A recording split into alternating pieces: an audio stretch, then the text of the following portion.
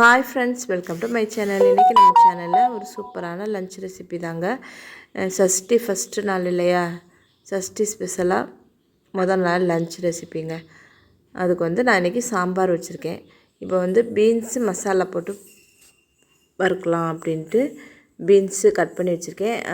கடாயில் எண்ணெய் ஊற்றி எண்ணெய் காஞ்சதும் பட்டை, கொஞ்சம் சோம்பு போட்டு வெங்காயம் தக்காளி போட்டு நல்லா வதங்கினதுக்கப்புறம் பச்சை மிளகா கருவேப்பிலையெல்லாம் போட்டுட்டு தக்காளி வதங்குறதுக்கு கல்லுப்பு போட்டு எப்பவும் போல் யூஷுவல் நம்ம சொல்கிறது தான் நல்லா வதக்கிட்டு அதுக்கப்புறம் நம்ம பீன்ஸு சேர்த்துக்கப்புறம் பீன்ஸு இந்த மாதிரி கட் பண்ணி எடுத்து வச்சுருக்கேன். பீன்ஸு சேர்த்துட்டு நல்லா எண்ணெயிலே கொஞ்சம் நேரம் நல்லா வதக்கிட்டு அதுக்கப்புறமா இதுக்கு தேவையான மசாலாலாம் நம்ம ஒன் பை ஒன்னாக சேர்த்துக்கலாம்.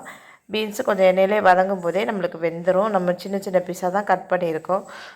பீன்ஸு சாம்பாரில் தான் போடலாம், பொரிச்சோம்னா சாப்பிட மாட்டேங்குது. இப்படி கொஞ்சம் காரமாக வச்சு சாப்பிடும்போது கொஞ்சம் நல்லாயிருக்குமே அப்படிங்கிறதுனால ஓகே அப்படின்ட்டு இந்த மாதிரி நான் கட் பண்ணி செஞ்சுருக்கேன்.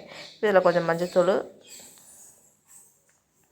ஒரு ஸ்பூன் மிளகாத்தூள், கொஞ்சம் கரம் மசாலா தூள், கொஞ்சமாக மல்லித்தூள் கொஞ்சம் சேர்த்துக்கிட்டோம்னா நம்மளுக்கு நல்லாயிருக்கும். இது குழம்பு மிளகாத்தூள் போடுறதா இருந்தால் 2 ஸ்பூனாக போட்டுக்கிட்டால் போதும், கரெக்டாக இருக்கும். நான் எல்லாமே போட்டுட்டு நல்லா மிக்ஸ் பண்ணி கொடுத்துட்டு நான் அதுக்கப்புறம் தேவையான அளவு கொஞ்சமாக தண்ணி ஊற்றி நம்மளுக்கு வேகணும். மசாலாலாம் அப்போ தான் அதில் சாரும். அதனால் நான் கொஞ்சம் தண்ணி ஊற்றி வேக வச்சுக்க போகிறேன்.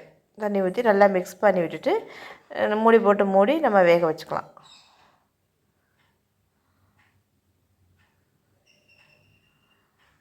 தேவையான அளவு தண்ணி ஊற்றியாச்சு. இஞ்சி பூண்டு பேஸ்ட்டு ஒரு 1/4 ஸ்பூன் மட்டும் போடுங்க இருந்ததுன்னா. போட்டுட்டு நல்லா தண்ணி இவ்வளோ தான் தண்ணி நான் ஊற்றிருக்கேன். இதுவே நம்மளுக்கு அடுப்பை மீடியம் ஃப்ளேமில் வச்சு வேக வைக்கும்போது நல்லா வெந்து வந்துடும், தண்ணி வற்றி வந்துடும். சாப்பிட்றதுக்கு சூப்பராக இருக்கும். முருங்கைக்காய் மசாலாவும் கத்திரிக்காய் மசாலாவும் இந்த மெத்தடில் செய்வோம் இல்லையா, அந்த மாதிரி மெத்தடில் தான் நான் செஞ்சுருக்கேன். இதுக்கப்புறம் நான் குக்கரில் கேரட்டும் சவுச்சவும் எல்லாம் போட்டு பாசிப்பருப்பு கடலைப்பருப்பு கொஞ்சம் போட்டு நான் கூட்டு வச்சுருக்கேன். அதே மாதிரி இங்கிட்டு வெண்டைக்காயும் சவுச்சவும் போட்டு சாம்பார் தாளித்து எடுத்து வச்சாச்சு. சாதம் எடுத்து வச்சுட்டு வடித்து வெந்துருச்சு, கவுக்க போகிறேன். இப்போ கூட்டுக்கறிக்கு கடுகு பருப்பு ஜீரகம் போட்டு வரமிளகா கருவேப்பிலை போட்டு குக்கர்லேயே நான் வச்சுட்டேன். போட்டு தாளிச்சிட்டு நம்ம வேறு ஒரு பவுலுக்கு மாற்றிக்கலாம். நல்லா மிக்ஸ் பண்ணி விட்டுட்டு உப்பெல்லாம் நம்ம வேக வைக்கும் போதே நான் போட்டுட்டேன். கூட்டுக்கறிக்கு கரெக்டாக 2 விசில், 1 விசில் இல்லை 2 விசில் விட்டு என்னால் போதும். குக்கரை பொறுத்திருக்கு. இந்த பாருங்கள், இப்போ கூட்டுக்கறி ரெடி ஆகிடுச்சு. பீன்ஸு மசாலாவும் இந்த தண்ணி வற்றுற வரைக்கும் தான் இதுக்கு டைம். தண்ணி வற்றினோடனே நம்ம எடுத்து வேறு ஒரு பவுலுக்கு மாற்றிடலாம். அதுக்கப்புறம் வாழைக்காய் வறுக்கலான்ட்டு 3 வாழைக்காய், சின்ன வாழைக்காய் தான் 3 வாழைக்காய் எடுத்திருக்கேன், மீடியம் சைஸ் வாழைக்காய். இது பீன்ஸ் கிரேவியும் ரெடி ஆகிடுச்சு. பீன்ஸ் மசாலா கிரேவி கிடையாது, இது மசாலா தான். பெப்பரை வேணாலும் நம்ம சேர்த்துக்கலாம். அதுக்கப்புறம் ரசம் வைக்கிறதுக்கு இல்லை அதே கடாயிலே செஞ்சுட்ருக்கேன். அதே கடாயில் லேசாக கழுவிட்டு நான் அதிலே கொஞ்சம் கடுகு, பெருங்காயம், ஜீரகம் போட்டுட்டு நான் கற்பூரவள்ளி ஓமவள்ளி ரசம் தான் வச்சுருக்கேன். ஓமவள்ளி போட்டு நல்லா அதை வறுத்துட்டு வதக்கிடணும். வதக்கிட்டு அதுக்கப்புறம் நம்ம எப்பவும் போல் ரசத்துக்குள்ளே பூண்டு, மிளகு, ஜீரகம், வரமிளகாய் எல்லாம் போட்டு மிக்சியில் அடிச்சுட்டு அதையும் சேர்த்துட்டு நம்ம புளி, தக்காளி, மஞ்சத்தூள் எல்லாம் போட்டு கொதிக்கும்போது மரக்குட்டி வரும்போது இறக்கியாச்சு. ரசம் ரெடி ஆகிடுச்சு. அதுக்கப்புறம் இந்த பக்கம் நான் வாழைக்காய் 3 வாழைக்காய் கட் பண்ணி எடுத்திருக்கேன். கொஞ்சம் எண்ணெய் கொஞ்சம் கூடுதலாக தான் எண்ணெய் ஊற்றணும். எண்ணெய் ஊற்றி சோம்பு போட்டு வாழைக்காயை போட்டு நல்லா அந்த எண்ணெயிலே கொஞ்சம் நேரம் வதக்கிட்டு அதுக்கப்புறம் மஞ்சத்தூள், மிளகாத்தூள் ஒரு 1.5 ஸ்பூன் மிளகாத்தூள் போட்டிருக்கேன்.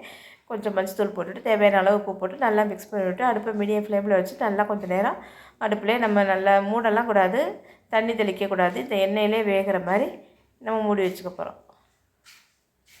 மூடி வச்சு வேக வச்சுக்கணும், மூடாமல் வேக வைக்கணும். அடுப்பை மீடியம் ஃப்ளேமில் வச்சுக்கணும். அவ்வளோதாங்க, வாழைக்காயும் சூப்பராக ரெடி ஆகிடும். கடைசியில் இதில் நம்ம பூண்டு தட்டி போட்டு இறக்கிற வேண்டியதுதான்.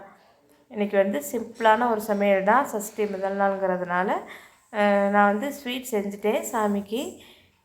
சமையல் மட்டும் சாம்பார் வைக்கணும் அப்படிங்கிறதுனால சாம்பார், இது மழை சீசன் இல்லையா, ஸோ அதனால் ரசம், அதில் இந்த ஓமவல்லி ரசம் ரொம்ப ஸ்பெஷலு.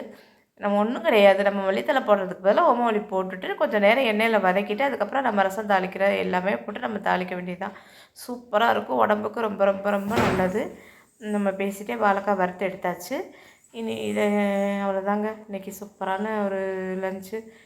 வெண்டைக்காய் சாம்பார், சவுச்சவ் கேரட் கூட்டு, வாழைக்காய் வறுவல், பீன்ஸ் மசாலா ரசம் போதும்ல.